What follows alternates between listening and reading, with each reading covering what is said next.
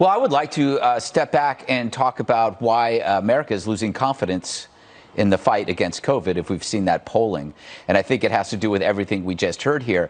A lot of things about the press briefings in general, if you see, it's a lot of efforts are focused on virtue signaling, which I hate to use these days, but social messaging that have no impact on American confidence, right? So great. We love the fact that you're tackling discrimination, even though that's already against the law, and that you're talking about gender equity and all that stuff. But it sounds to me, and to a lot of people, like we don't have a government, we have a junior college administration, right? Where no one learns anything, but damn it, the brochure is as colorful and wonderful as a Benetton ad. It's like that's how it is. And I think we're losing confidence because we don't know where to put it. The government's all over the map. The scientists don't know what's going on half the time, and it's not a blame game. It's just because things change. But we've lost so much trust in our institutions.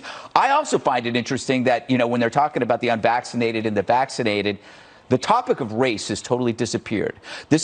We live at a time where that's all the media does, is inject race into everything. But they now know that the statistics about the non-vaccinated, there's ethnic data in there, and they don't want to touch it. So it was more fun making fun of the the rednecks, I guess. But you can't do that now. So what do? You don't have a message. You don't have a plan.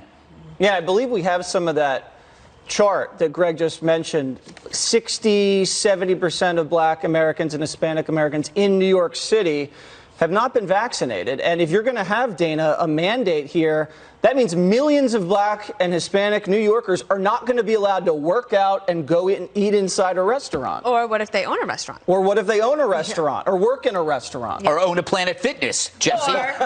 Or such and such. So I guess the White House this week has decided that President Biden is going to speak every day. Great, that's Really? fine. Oh, okay. But the thing is, he's doing it in the same location, with the same backdrop.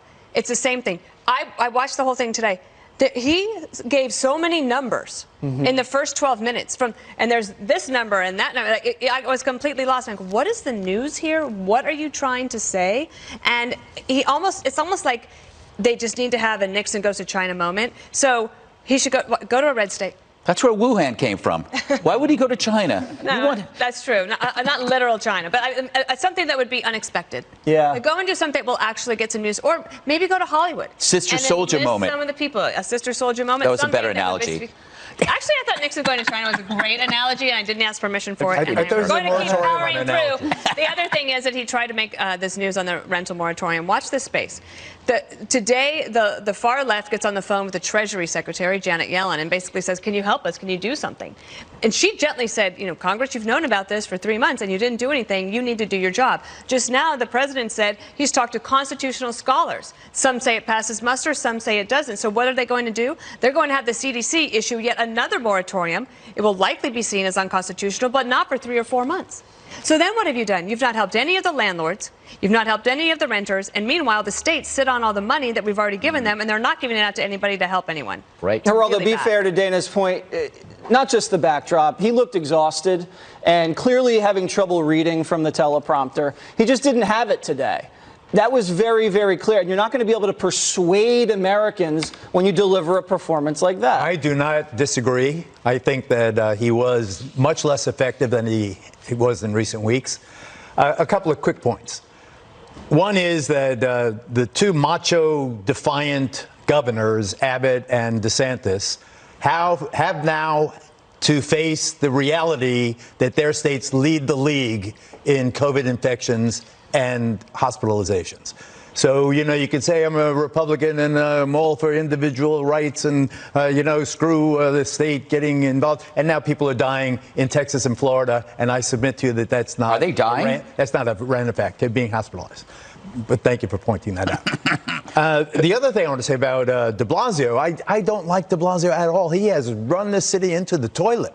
But I like this mandate. You like this mandate? I do. I think it would be more popular than do you like this mandate? No, I hate this mandate, and it's about. As long as you don't hate me. I don't hate you, Geraldo, but I do hate the mandate, and I hate that you love the mandate. Okay. If you listen to the language that Bill de Blasio is using when he announced this today, he's talking about freezing out essentially an entire class and group of people. and he doesn't want to talk about race. Conveniently, the left uses race as a political weapon all of the time. But when it comes to this, they don't want to be held accountable for the state or the government forcing black and brown people to take a vaccine that they maybe have legitimate questions about, that the CDC has been confusing about, that the president has been unclear about.